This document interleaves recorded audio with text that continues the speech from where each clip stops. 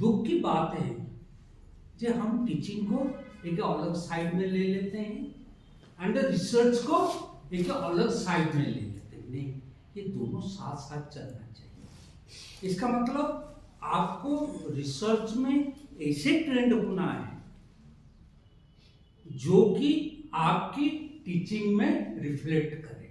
आप जो भी पढ़ाओगे ना वो सारे वो चीजें रिफ्लेक्ट करना चाहिए। पहला, दिमाग से ये हटा देना किताब से पढ़ के पढ़ाना टीचिंग नहीं है। किताब से पढ़ना वो आपको सोर्स देगा कि क्या पहुंचाना है, बट जब क्लासरूम में जाओगे आप पाओगे कि आपके सामने everyone is unique, that means सब अलग अलग बैठे हैं। आजकल आपका जो प्राइवेट टीचर्स ट्रेनिंग कॉलेजेस हैं वहाँ पर एक सिस्टम चलता है, लेखो मीन्स वहाँ पर एक ये होना चाहिए क्या, डायस, और उनसे वो किताब और एक या नोटबुक लेके आएंगे, वो आके वहाँ यूं चुका के खोल देंगे और आपको बोलेंगे लिखो, फिर यो बोलेंगे आप लिखो। ये टीचिंग। सपोज आप उस प्रकार के आदि में कहाँ भी पढ़े होंगे उसको भूल जाना। यहाँ टीचिंग का मतलब ऑलवेज ध्यान रखना, आप इस प्रकार की कम्युनिकेशन करें जो कि कंसेप्ट को, एक कंसेप्ट होता है, वो कंसेप्ट का एक अंडरस्टैंडिंग होता है जो एक थिंकिंग प्रमोट करे। तो आपका पढ़ाई ऐसे होना चाहिए जो कि जो कंसेप्ट को आप बात करोगे वो कंसेप्ट अच्छी तरह आप जो आपका स्टूडेंट है उनके माइंड में एक थिंकिंग, एक सोच क्रिएट कर। मेरे बोली समझ आ रहे हैं? मैं तो सबसे बढ़िया हिंदी का मास्टर में हूँ, लिख नहीं पाता हूँ, समझ नहीं कम समझता हूँ, बट बोल देता हूँ। जो वो उसमें ताती का फर्क कुछ पकड़ना नहीं। आप खाली समझना, जहाँ नहीं समझ आया मेरे को पूछ लेना चाहिए ये है क्या, ठीक है? तो वो जो सोच आएगा वो आएगा कैसे, तो उतना क्लैरिटी आप लोगों को होना चाहिए। आज मैं रिसर्च को लेके जा रहा हूँ आपके सामने। आप लोगों ने एजुकेशनल रिसर्च सब करे हुए हैं, कोई एमएड करा हुआ है, कोई पीएचडी करे हुए हैं, एंड रिसर्च को तो आप ऑलरेडी उसी एरिया में एंटर कर चुके हैं। आपके हिसाब से वो रिसर्च, मैंने पहला जो वर्कशीट बनाया था, मेरा पहला वर्कशीट ये था, मैं आपको दिखा देता हूँ वो वर्कशीट।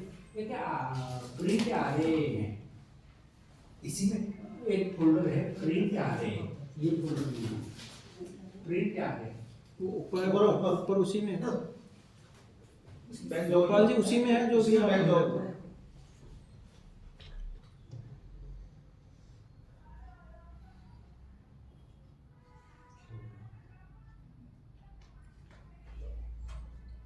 नहीं फोल्डर देखना, उस सारे एक्सपोर्ट है उन्हीं के हाथ से। उसमें लो ये जो मैं, हाँ ये फाइल्स, हाँ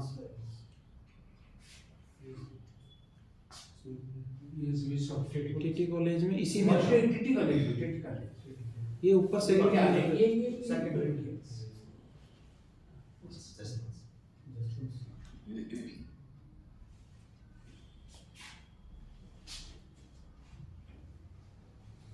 सब मैं आपके लिए ये सब वर्कशीट प्रिंट करके रखा हूँ, बट अनफॉर्चुनेटली नहीं ला पाया हूँ। बट इसमें मान लो आपको आंसर देनी है ना, आप सब जानते हो रिसर्च। पहले क्या बोलोगे रिसर्च,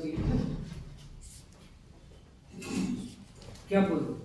मेरे क्लास में थोड़ी खाली मेरी तरफ देखना होता नहीं है, मेरे तरफ आंख लगा दोगे और कुछ सोचते रहोगे, वो चलता नहीं है।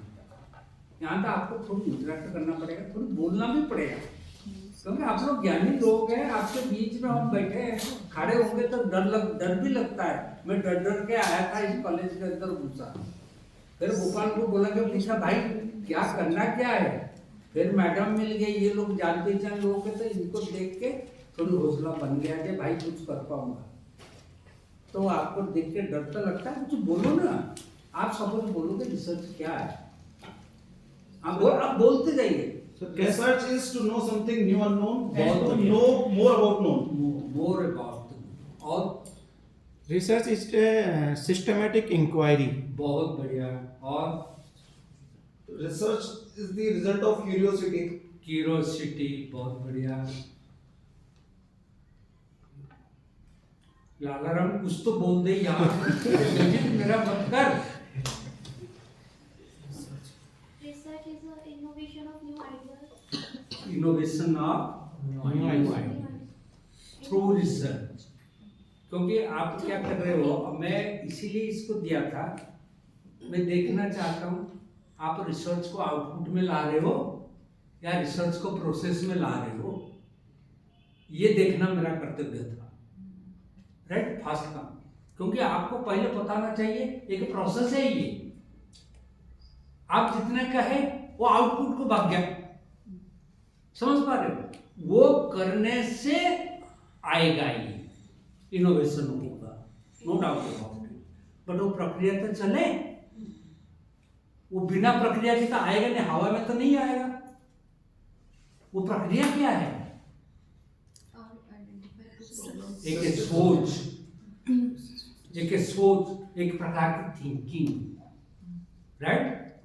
बाकी सिस्टमैटिकली उस थिंकिंग कैसे चलेगा, सिस्टमैटिकली इन्वेस्टिगेटिंग द थिंग, ऐसे ऐसे रिसर्च की सारी बातें आएगा। ये काम करने के लिए मैंने रखा था इसको, बट इसको इतना मैंने अभी तो दिया नहीं है आपको, तो सब कुछ प्रिंट प्रूट करके घर रहेगा तो कोई काम नहीं आएगा।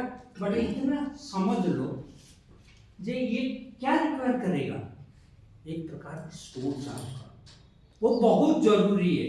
सपोज वो सोच नहीं है तो आप रिसर्च को एक बहुत इजी वे और एक फॉर्मेलिटी के रूप में लेंगे, जो आजकल 90% लोग ले रहे हैं।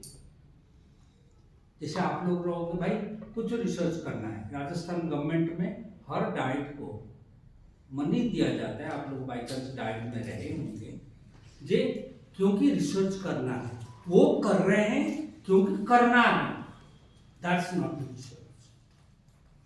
समझ पा रहे हो ना मेरे बात। रिसर्च के लिए एक सोच चाहिए, जिस सोच के माध्यम से आप ये चीजें लाओगे, कुछ नया चीजें मिले, कुछ नया। बेसिकली हम जब रिसर्च को देखेंगे, जो सर ने कहे बहुत अच्छी बात कहे, जे to know more, to know more for what purpose? To understand the different kind of phenomenon existing in the world, real world. हमारा चारों तरफ जो चीजें सब है, मान लो आज हम यहाँ बैठे हैं तो मन में एक चीज बाई चांस उठता है, ग्रुप में सीखना अच्छा है या इंडिविजुअली सीखना अच्छा है, ये क्या आता है, ये क्या इस प्रकार की how to understand this thing, group में सीखना अच्छा होता है ना इंडिविजुअली सीखना अच्छा होता है। तो ये क्या, ये हुआ मेरे को to know more and more things, ठीक है ना। आज हमने इसको रिकॉर्ड कर रहे हैं, क्यों रिकॉर्ड कर रहे हैं, क्या आगे किसी प्रकार की सपोर्ट में काम आता है, रिवाइज करने में काम आता है, क्या है, सबके पीछे कोई ना कोई कारण है जिसके बारे में more and more we want to know, समझ आया। बट उसी नो को जानने के लिए जो बेसिक प्रक्रिया है, एक है कॉमन सेंस अप्रोच, जिसको हम बोलते हैं एक्सपीरियंस, ठीक है, एक तरीका हुआ एक्सपीरियंस। आप लोग, मैं तो अभी कहा, आप लोग बहुत ज्ञानी हैं, कुछ तो लेके आए हैं, that is your experience working और reading or interacting with anybody regarding the research. आप करके आए हो, ऐसा तो कभी नहीं है कि आपने कुछ नहीं करा, बिल्कुल ब्लैंक माइंड पे तो नहीं आए हो। ठीक, आप आते ही टीटी कॉलेज के सारे पेड़ हरे भरे हो गए, हुए कि नहीं हुए? कुछ बोल नहीं रहे हो। हाँ, वो तो आपका क्या बोलते हैं हिंदी का अलंकारिक भाषा संस्कृत वाले साहब, ठीक है ना? तो इतना एक्सपीरियंस पाले हैं उसके, बट एक्सपीरियंस में दिक्कत क्या होता है? इनकी एक्सपीरियंस है, इनकी एक्सपीरियंस दोनों अलग अलग हो गए। सो मैं एज ए थर्ड पर्सन मैं कैसे कहूंगा इनकी सही है या इनकी सही है? समझ पा रहे हैं ना? जनरलाइज हो नहीं पाएगी। दूसरा एक तरीका हम लोग उसी में लगाते हैं, that is called the reasoning. Reasoning समझते हो ना? तर्क। तर्क में बेसिकली कितने प्रकार की तर्क चलता है आप तो जानते हो, हिंदी वाले आगमन निगमन ये है ना? हाँ? और एक कंबाइंड आगमन निगमन, इंडक्टिव डिडक्टिव और कंबाइंड इंडक्टिव डिडक्टिव, पर सबका लिमिटेशन है। इंडक्टिव क्या है? From observations to theory. आपने एक ऑब्जर्वेशन देखा, राइट, दूसरी ऑब्जर्वेशन देखा, तीसरी ऑब्जर्वेशन देखा, सब में कॉमनैलिटी को स्टडी करा, लास्ट में जाके आपने एक कंक्लूजन निकाला जी ये टीटी कॉलेज वाले महाज्ञानी होते हैं। कैसे कंक्लूजन निकाला? इनको देखा, अपना लालाराम को देखा, मैडम को देखा, गोपाल को देखा, सबको देखा, देख देख के कॉमन कंक्लूजन क्या निकाला? फ्रॉम इंडिविजुअल टू ये लोग ज्ञानी होते हैं। अब डिडक्टिव क्या होगा? क्योंकि टीटी कॉलेज वाले ज्ञानी होते हैं, ये टीटी कॉलेज गया था पढ़ाने, तो इसलिए ये भी ज्ञानी होगा। मेरे बात समझ आ पा रहे हैं? Concept between inductive and deductive logic, तो वही बातें लॉजिक जो है वो भी एक तरीका देता है चीजों को समझने को। समझ आया मेरे बात? बट उसमें भी अपना लिमिटेशन है। इंडक्टिव में डिडक्टिव में आपको मिला कितना, आपने किस को ऑब्जर्व करके रूल निकाला, इसी हिसाब से लिमिटेशन हो जाएगा। Then the third way to know and to understand the phenomenon in the world, that is research. Third way हुआ रिसर्च। ये तीन तरीके से हम हमारे सराउंडिंग के रियल फिनोमेनन को जानने की कोशिश करते हैं। समझ आया? रिसर्च में क्यों, क्या बात है? तो वही चीजें अपन को आज समझना है। ये दो तरीके तो हैं, ऐसा नहीं है जो हमारे पास कुछ नहीं है। ठीक, एक्सपीरियंस लॉजिक ये ऑलरेडी पढ़ा हुआ है टू अंडरस्टैंड हुआ, बट वो इतनी सिस्टमेटिक नहीं है। क्योंकि रिसर्च क्या करता है, आपने देखा होगा, आपको विशेष करके everybody is many must have experience with the rural background. ठीक है, रूरल में जो फार्मर है वो जितना रिसर्च करता है आप करते हो क्या?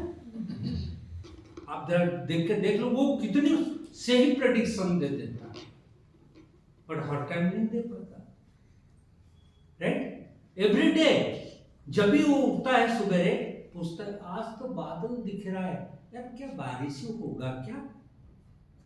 तो वो तैयार होके जाता है फील्ड में, प्रेडिक्शन क्या किया? बादल आएगा तो बारिश होगा, वो भी करता है रिसर्च। बट हर टाइम बादल आएगा तो बारिश होगा, ये कहाँ लिखा हुआ है? आप लोग पहले रिसर्च नहीं करते, आप कल नहीं करेंगे या आज नहीं करेंगे, ये कहाँ लिखा हुआ है? कल आपका क्वालिटी अच्छा नहीं था, आज भी वो क्वालिटी अच्छा होगा या नहीं होगा, ये कहाँ लिखा हुआ है? बहुत डिफिकल्ट ये है। समझ पा रहे हो ना मेरे बात? तब जो प्रोसेस अपन थिंकिंग के लिए लेंगे वो बहुत जरूरी। मेरे बात समझ आ पा रहा है? 3 ways तो रिसर्च क्यों का research is systematic, research can be generalisable, research माने रिसर्च के थ्रू में जो लाओगे and research that can be predictable in a very particular way. तो इसीलिए रिसर्च जो माध्यम से हम अपनी वर्ल्ड को समझेंगे, है ना, ये एक अच्छा तरीका है, उसको अच्छी तरह समझना बहुत जरूरी है। मेरे बात समझ आ गया?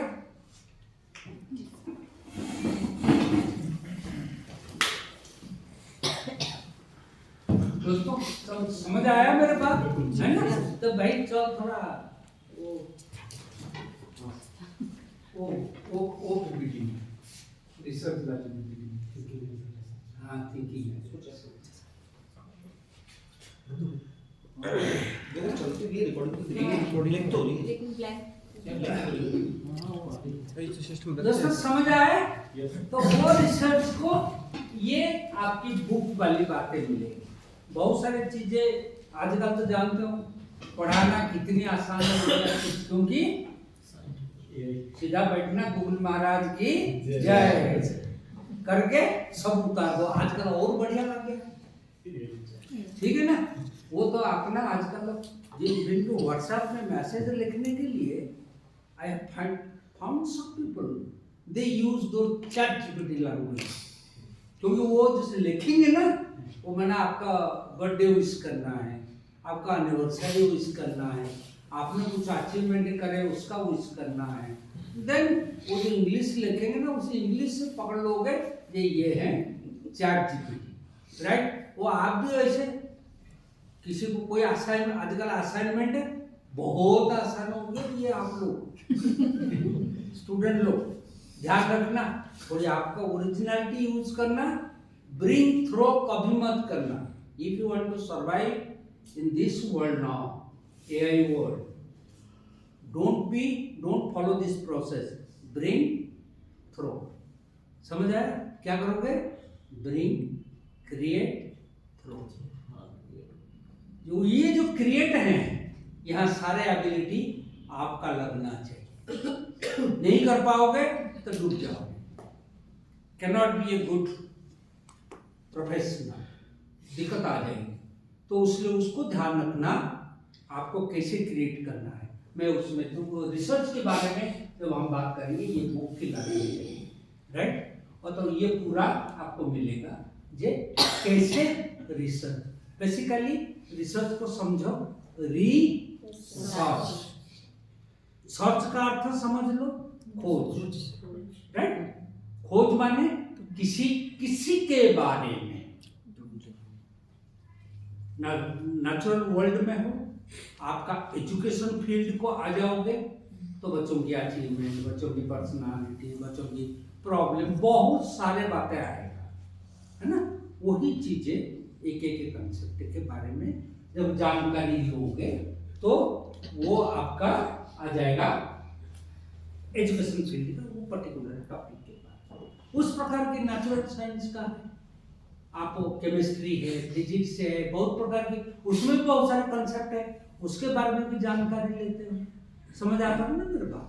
तो सर्च जब करोगे तो ये कंसेप्ट को जितनी री लगाओगे उतना ज्यादा आपको नॉलेज एक एक के बारे में मिलता जाएगा। आप वही नहीं हुआ, आप कोई एक फील्ड को ले लो, अपना यही कंप्यूटर को ले लो।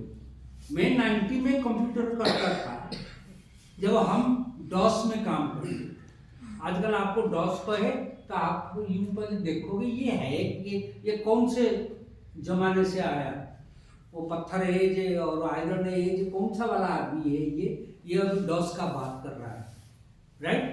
आप आजकल आप लोग कितनी प्रकार के ऑपरेटिंग सिस्टम यूज करते, उस टाइम कुछ नहीं था, डॉस था। तो देखो कितनी परिवर्तन होता गया। It is because of the research, it is because of the research. तो ये रिसर्च में रिसर्च को समझ लो, searching is a process, researching means एक उसी प्रोसेस को, उसी प्रक्रिया को आपको बार बार करते जाएंगे, देन एक common conclusion, there is no right and wrong in research. मेरी बात समझ आया? आज आप कुछ काम करते हो, मन में कभी ये मत रखना कि मेरे काम गलत हो जाएगा या मेरे काम सही है, इसका कुछ नहीं। There is no right and wrong answer in the research, but there is only justification. आप जो कह रहे हो उसको जस्टिफाई करने की तरीका होगा, आइदर ही मे एग्री और he may not agree. If he is not agreeing with the things, he will research. That means it is a पहला conclusion समझे, second conclusion. It is a continuous process. It is a निरंतर चलने वाले प्रक्रिया है। क्यों? क्योंकि एक बार आप करके जो निकाल दिया, आप कहोगे यही सही हो गया, इसका नहीं। समझ आ गया? इसका नहीं, ये कंटिन्यूस चलने वाला, उसमें सुधार। जैसे एक ये कंसेप्ट है, ये आगे इधर जाएगा, फिर इधर जाएगा, फिर इधर जाएगा, दैट मींस स्प्रेड करता जाएगा। उसका जो नॉलेज एरिया है, वो एरिया उसका स्प्रेड। मेरे बात बोली समझ आ रहा है? मैं जो कंसेप्ट बोल रहा हूँ, कंसेप्ट का समझ आ रहा है ना? तो रिसर्च में दो बातें बताई, there is no right and wrong answer, mind पे रख लेना, है ना? कोई कहेगा ये राइट है या रॉन्ग है, आप किसको मत बोलना ये राइट एंड रॉन्ग है। आप देखोगे क्या, इसका जस्टिफिकेशन क्या है, कौन सा एंगल से ये जस्टिफाई कर रहा है। इन चीजों को माइंड फट करके ढूंढना चाहिए। माइंड ये नहीं ढूंढना चाहिए इसमें राइट क्या है, रॉन्ग आ रहा। अभी मैं बात कर रहा था, एक जगह अभी कुछ रिसर्च का काम चल रहा था, उन्होंने कहा इसमें हाइपोथेसिस नहीं है, इसका मतलब ये रॉन्ग है, सब गलत किया आपने। नहीं, हाइपोथेसिस हो सकता है, नहीं हो सकता। समझ आया? तो अब वो बातें अलग है, मैं अभी उस फील्ड में नहीं जाऊंगा। मैं जा रहा हूं उस एक एक करके सीक्वेंस में। There is no right no wrong answer, it is a continuous process, right. And वो जो जिस प्रक्रिया से हम उन चीजों के बारे में जानने की कोशिश करेंगे, वो प्रक्रिया एक साइंटिफिक मेथड है। साइंटिफिक मेथड मीन्स एक क्रमबद्ध रूप से साइंस जो नॉलेज आगे आएंगे। साइंस में जो नॉलेज क्रिएट होता है, उसी नॉलेज तक पहुंचने के लिए एक तरीका डिफाइन है, राइट। कैसे चलेंगे, स्टेप क्या क्या होगा वो डिफाइन है। उस तरीके से ये एनालिसिस होगा, तो वो इतना साइंटिफिक वे में हम करेंगे, वो सिस्टमेटिक होगा, इंटेंसिव होगा, ये सब चीजें रहेंगी, राइट। बाकी जिस फिनोमिनन को, जिस कंसेप्ट को, जिस विषय वस्तु को आप स्टडी कर रहे हैं, उसको रिकॉर्डिंग का उसका मेजरमेंट हो। जिस मेजरमेंट को आप रिकॉर्ड कर सके, जान सके, क्वांटिटेटिव फॉर्म में रख सके या क्वालिटेटिव फॉर्म में रख सके, जैसे भी रखे, आप मेजर कर सकते हैं, तब जाके रिकॉर्ड कर सकते हैं, वो भी होना चाहिए। मेरे बात समझ आया है ना? अब रिसर्च आपने, आप पहले ऐसे ज्ञानी थे रिसर्च में, मैं थोड़ी बहुत उसके अंदर, जैसे वो कहते हैं ना सब्जी में मसाला डाल देना, तो उसी प्रकार की थोड़ी सी मसाला डाल दिया, आपको टेस्ट कितना आया आप जानो, बट आगे जरूर ध्यान रखना। बट ये जो कॉमन चीजें हैं ना, एक थिंकिंग प्रोसेस है, वो उसको मत भूलना। खाली पढ़ के कंक्लूड करके बता देना वो नहीं रिसर्च है। उसको एक सोच के साथ, तो सोच लगाओगे, आप जानते हो सबसे डिफिकल्ट काम है सोच, थिंकिंग सबसे डिफिकल्ट, क्योंकि उसके जितने डीप जाएगा उतना अच्छा रिसर्चर बनो। नहीं तो हमारे जो रीजनल कॉलेज में भी मैंने थोड़ी बहुत इन बच्चों के साथ काम किया है, ठीक है। रिसर्च में हमारे बच्चे कैंटीन में बैठे बैठे ऑब्जेक्टिव हाइपोथेसिस क्वेश्चन बना लेते थे, वो नहीं, उसमें सोच बहुत कम लगता है, तो ये ध्यान रखना। अब आप लोग आगे चलते हैं, ठीक। इसको समझ जाओगे तो पूरा रिसर्च करना, रिसर्च क्या है, राइट। अब सब ये यहाँ से ये शुरुआत है। ये क्या होता है, उस चीजें हमारे अटेंशन कैच करेगा। अटेंशन क्या कैच करेगा, जैसे आपने अभी जैसे मैं यहाँ बैठे हैं, ठीक, मैं देख रहा हूँ कुछ लोग मेरे तरफ आंख तो लगा रखे हैं बट सोच कुछ और रहे, right, that catch my attention. समझ आए? अब जब अटेंशन कैच करता है देन मेरे मन पूछता है ऐसा क्यों, they are mature person, right, they are teacher like me, मेरे बिरादरी का है, ठीक है। तो और वो ज्ञान की भंडार रखे हुए हैं, राइट, मालिक है ज्ञान की भंडार की, तो ज्ञान का कभी असीमित है, वो जुड़ता रहेगा, तो वो भी तो ऐसे मेरे मन में बहुत सारे प्रश्न उठेगा, क्या ये मोटिवेशन की कमी है, क्या ये कंसंट्रेशन की कमी है, क्या है, इस प्रकार की बहुत सारी चीजें आपका अटेंशन कैच करेगा। कभी ऑब्जर्वेशन में, कभी आप किताब पढ़ते हैं, किताब पढ़ते पढ़ते आपके माइंड ये सब फिनोमेना, हर्लॉक ने कहा जे बच्चा जब इसी एज में होगा एक इगोसेंट्रिक थॉट होगा, क्या सारे बच्चे होते हैं, अटेंशन मारा ब्रेन, क्या सारे बच्चे होते हैं ऐसे, राइट। आप ऐसे ट्रेनिंग, क्या क्लास में खाली बोल देने से ट्रेनिंग होता है, पढ़ाना ट्रेनिंग के बीच में कोई अंतर है? ऐसे बहुत सारे चीजें आपके अटेंशन कैच करेगा। आपने ध्यान दिया होगा और बच्चों को कहानी भी सुनाया होगा। एक बार वो व्यक्ति थे जिन्होंने बैठे थे गार्डन में, उनके सामने गिर गया, क्या गिरा? आपके आगे तो बहुत कुछ गिरा होगा, आपने कभी सोचा? बोलो। हाँ, मैं अभी गिर पड़ूंगा, अरे गया। ठीक, वो हो सकता है। मेरे बात समझ आया? Very small thing, trivial issues, वो कैसे even if it is very small, आपका अटेंशन कैसे कैच करता है, दैट इज आपका माइंड का ट्रेंड।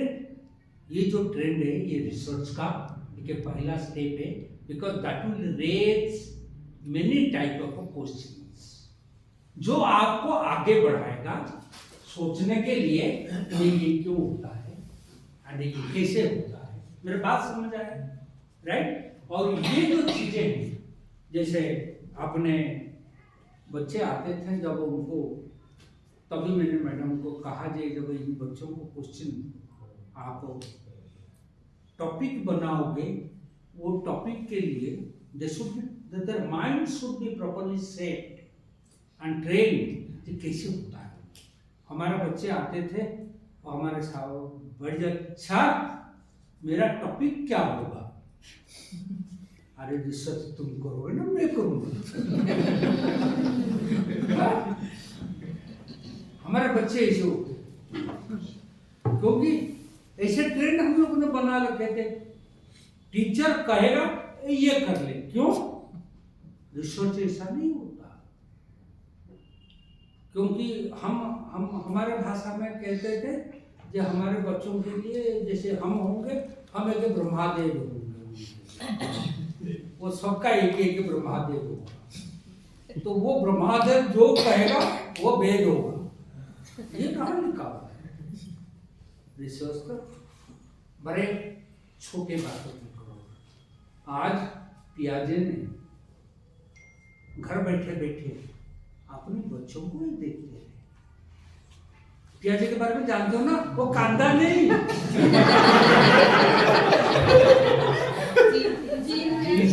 हाँ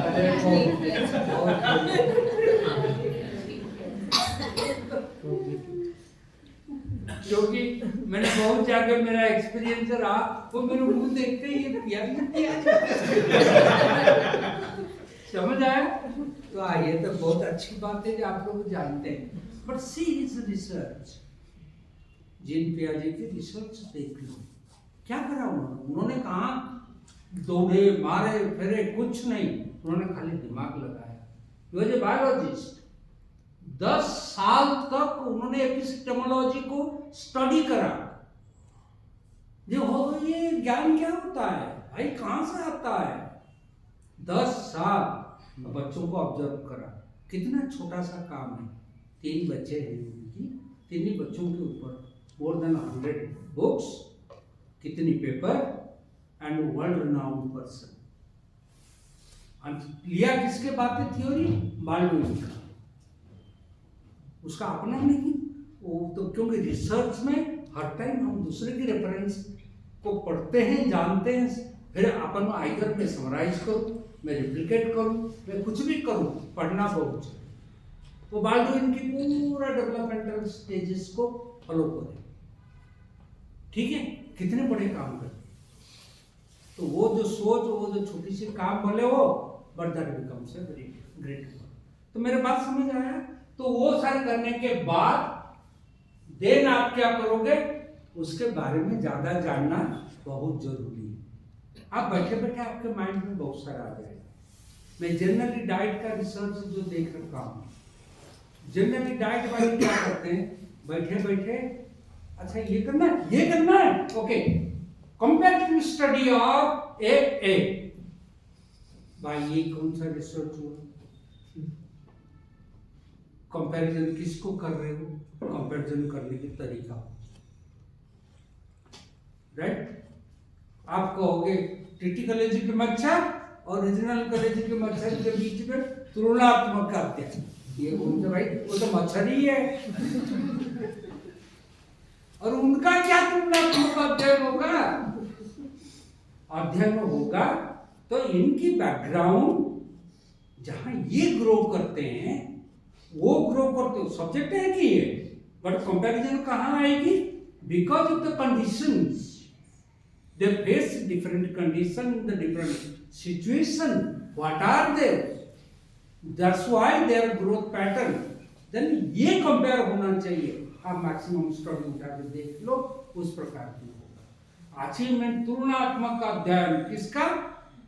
वो उन क्षेत्र का 10th क्लास के बच्चे, उन क्षेत्रों का 12th क्लास के बच्चों का अचीवमेंट का तुलनात्मक अध्ययन। अरे भाई, वो तो स्टूडेंट तो दोनों ही है, उनका क्या अध्ययन कर रहे हो? अचीवमेंट का बैकग्राउंड लो ना, what type of efforts they are putting, what are the source and what are the source there, तब जाके अचीवमेंट पे डेवलप। मेरा बात समझ आ रहा है? व्हाट आई मीन टू से, समझ आ रहा है ना? ना मेरे मुंह ही देख रहे हो क्या? आपको लगता होगा ना ये सैंपल कब मिला, ये आया कब, लग रहा है क्या? नहीं,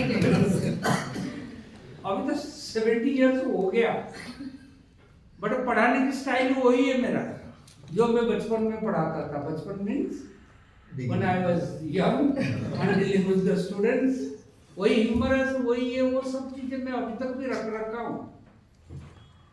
तो समझ आ रहा है आपको बातें? यहाँ आने के बाद जब वो पूरा लिटरेचर, दैट मीन्स यहाँ जब और इंफॉर्मेशन कलेक्ट करोगे, there you have to go to learn from other sources. That is your literature, that is your discussion with the experts, that is your discussion with your friends, experts friends, बहुत सारे यहाँ करना पड़ता है। तब जाके कैसे मैं करूं, एक प्लान, एक्सप्लोरेशन के एक तरीका आप निकालोगे जो कैसे मैं आगे बढ़ूं। मेरे बात समझ आया? जब उसके बाद बढ़ोगे, देन आपका प्लान एक्सप्लोरेशन में आपका टूल सेटिंग हो जाएगा, किस प्रकार की मेजरमेंट किया होगा आपने करा, कहां से आप डाटा कलेक्ट करोगे वो करा, सैंपल करा, सब करा, डेटा ले आया किस प्रकार के डेटा, वो सारे डिसाइड हो जाएगा एक प्लान एक्सप्लोरेशन में कौन सा वेरिएबल होगा, वो वेरिएबल मेजर कैसे होगा, हर टाइम के बाद ध्यान रखना। अब मैं आऊंगा आगे बात। देन वो जब डाटा ले आए तब आप देखोगे डाटा में ट्रेंड क्या है, राइट। वो ट्रेंड के लिए अपन लगाते हैं आपका प्रिय क्या टी ये जानता है, राइट। हमारे राजस्थान में एक रिवाज है, जब तक रिसर्च में टी नहीं लगा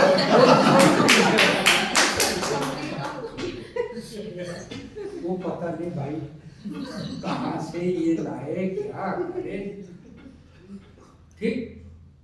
मैं बहुत वो गला चौक होता है जब when I talk to this people and finding out the research plan, क्योंकि एनालिसिस के लिए हम जब बैठते हैं 2 दिन का सोचते हैं कि कैसे होगा एनालिसिस।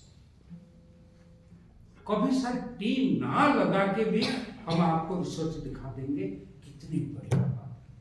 आजकल आप जानते हैं टी के बारे में, खाली टी लगा दोगे आपका 159 जर्नल्स हैं जो आपके रिसर्च को छापेंगे नहीं। इंटरनेशनल की बात कर रहा हूँ, क्योंकि जब टी लगाओगे आजकल कंपलसरी हो गया, क्या निकाल के दोगे, पहले निकाल के दोगे इफेक्ट साइज, सेकंड क्या निकाल के दोगे कॉन्फिडेंस इंटरवल। बट अपना अभी भी दबोक की कोई थे, वो आगे में कुछ नहीं, टी का फॉर्मूला ये है, लगा टी, ये कर टी लगा तो ये निकाले तो मीन निकाल। अरे भाई टी लगाने के बाद वो कहेंगे टेबल वैल्यू देख, ये सिग्निफिकेंट है कि नहीं, ज्यादा हो गया, सिग्निफिकेंट है नहीं है, तो फिर लिखेंगे क्या, there is no significant difference between this and this.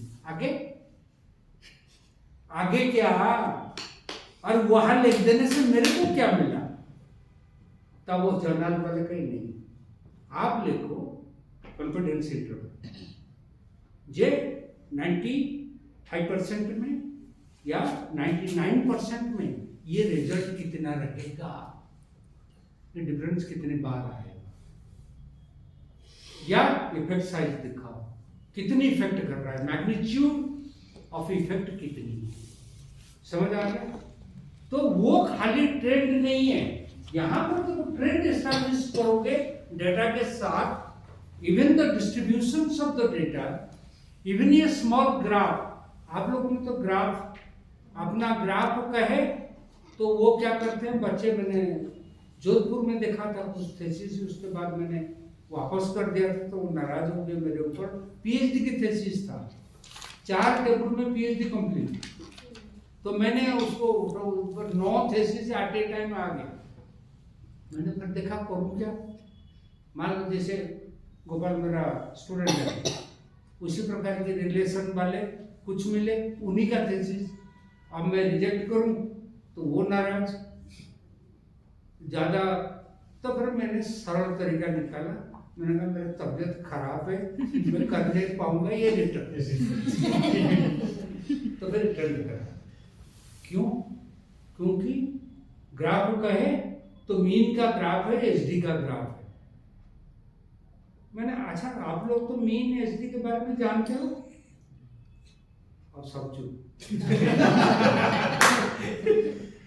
अरे बोलो जानते हो नहीं जानते हो ना, अब बोलो मेरे को, जब भी आप लिखते हो मीन उसके साथ एसडी लिखते हो, खाली मीन तो लिखोगे नहीं, एसडी लिखते हो ना जी, क्यों? मीन से कितना अलग था, दोनों के बीच का गैप, जो दोनों दो वेरिएबल्स है, उन वेरिएबल्स के बीच में क्या रिलेशन है, वो क्या हो सकता है, उससे क्या मिलेगा, उनके बीच में मतलब कि कितना रिलेशन है या नहीं, इस चीज़ की बारे में जानकारी। थोड़ी थोड़ी लाइन में आ ही रहे हो, बट वो गलत हो रहा है। थोड़ी एक्सप्लेनेशन बैठ नहीं रहा, लाइन पे तो आ रहे हो, बोलो। आप इतनी रिसर्च को मार डाले, ठीक है, आपके पास है ना वो जिसको यूं पकड़ के जाते हैं इंटरव्यू के टाइम पे। मेरा रिसर्च है ये, याद है? अरे ध्यान नहीं है वो क्या है, वो क्या है? हाँ, उसी का अंदर है आपका मीन एचडी, बट नहीं बता पा रहे हो मीन के साथ एचडी। यही दिक्कत है, क्योंकि आपको मैं एक बात बताऊं, 99% ऑफ आवर रिसर्च कभी डिस्क्रिप्टिव स्टैटिस्टिक्स को अहमियत नहीं दिए और अच्छी तरह एक्सप्लेन करना जाने ही नहीं, तभी आज हमको ये प्रॉब्लम हो रहा है।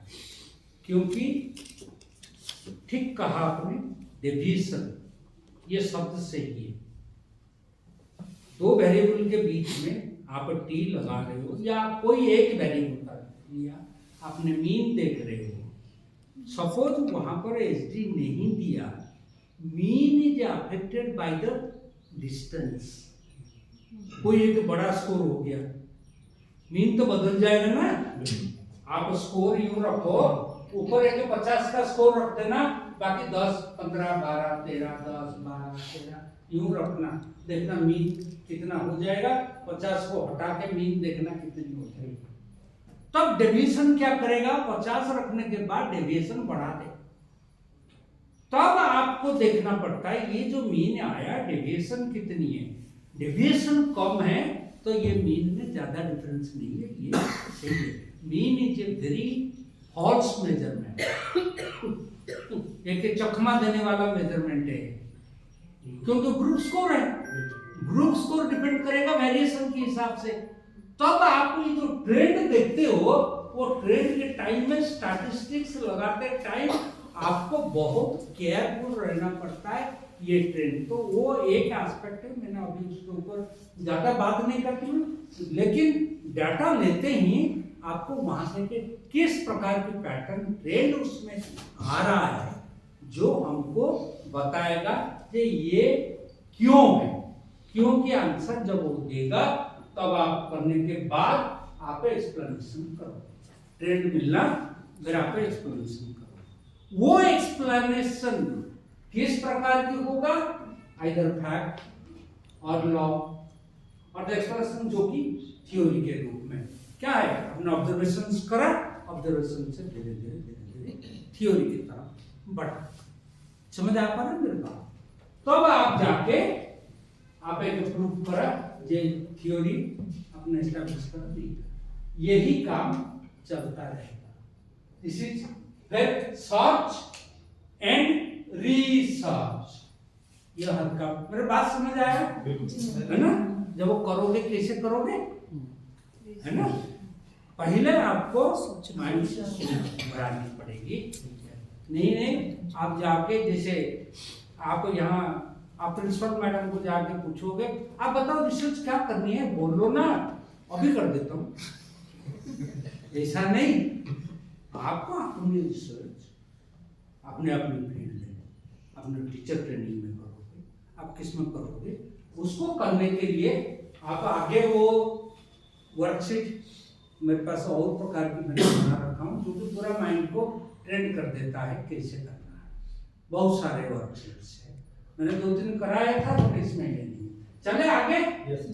देन ये अभी थोड़ी अब ये प्रोसेस समझ लो, अब कहाँ पर ये प्रोसेस को अप्लाई करेंगे उसको आए, क्योंकि we are doing the research in the field of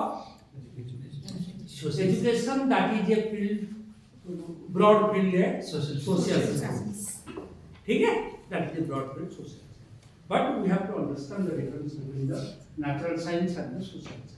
natural science आप समझ गए, साइंस समझते हो कि नहीं समझते? What is science? जो ज्ञान अब आ गया, समझ पा रहे हो ना, जो सिस्टमेटिकली आया है, जो कंट्रोल हो सकता है, प्रेडिक्ट हो सकता है, ऑब्जर्व हो सकता है, रेफर हो सकता है. There are many characteristics, so we not to repeat those. समझ आया? अब जब आओगे सोशल साइंस को, सोशल साइंस से अपना जो हम लोग काम करेंगे. अब यहाँ पर एक एक चीज नेचुरल साइंस में जो फिजिक्स केमिस्ट्री वो सारे साइड अलग है. आप आओगे सोशल साइंस कुछ deal with the person group, वहां पर ऑब्जेक्ट मैटर ये सब चीजें आएगी. यहाँ पर ह्यूमन बीइंग आएगा, पर्सन आएगा. यहाँ जब वो करोगे उनकी बिहेवियर जो कि बहुत सबसे बड़ा कॉम्प्लेक्स है. समझ आए? वो सोशल साइंस में जब करोगे, पहला चीज many times what to do, क्योंकि नेचुरल साइंस एक है. आगे बढ़ता हूं, फिर आपको दिखाता हूं यहां से दिक्कत आएगी. जब आप वही नॉलेज को एस्टैब्लिश करोगे इन द फील्ड ऑफ, इसमें एक बात को ध्यान रखो, क्योंकि हम नेचुरल साइंस सोशल साइंस का है, science is the common, but that is in the natural field, it is in the social field. समझ आए? It is in the social field. अगर सोशल फील्ड में आएगा वो जो कोई भी फिनोमिनन को आप करोगे, उसमें दो चीजें बड़ा इंपॉर्टेंट होती है, क्योंकि जब रिसर्च के अंदर हम उतरेंगे, एक है लॉजिक, एक है वर्क ऑब्जर्वेशन. दैट मीन्स हम मान लो आप देख रहे हो बच्चों की अचीवमेंट, राइट? अचीवमेंट को बच्चों, दैट इज द फिनोमिनन. ये बच्चों की उपलब्धियां क्या है, और बच्चों की उपलब्धियां इधर जो लॉज आएंगे माने जो थ्योरीज, वो क्या करेगा? वो कहेगा जब बच्चों की एब्स्ट्रैक्ट थिंकिंग डेवलप होगा, देन बच्चे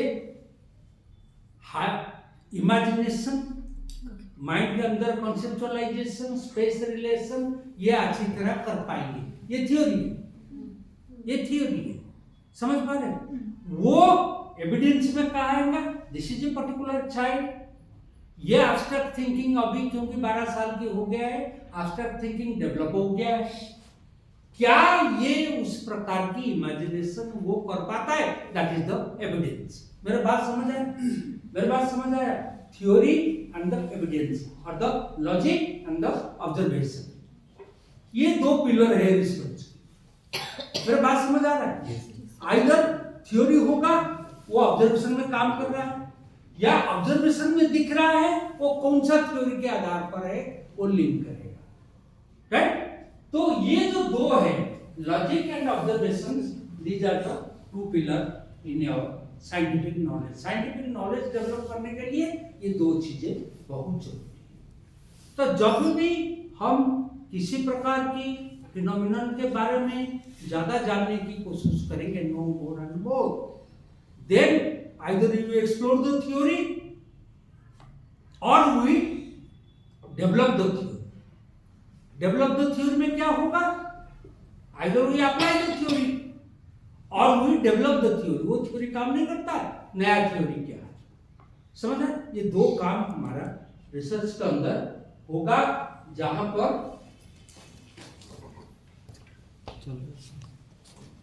पर आप इस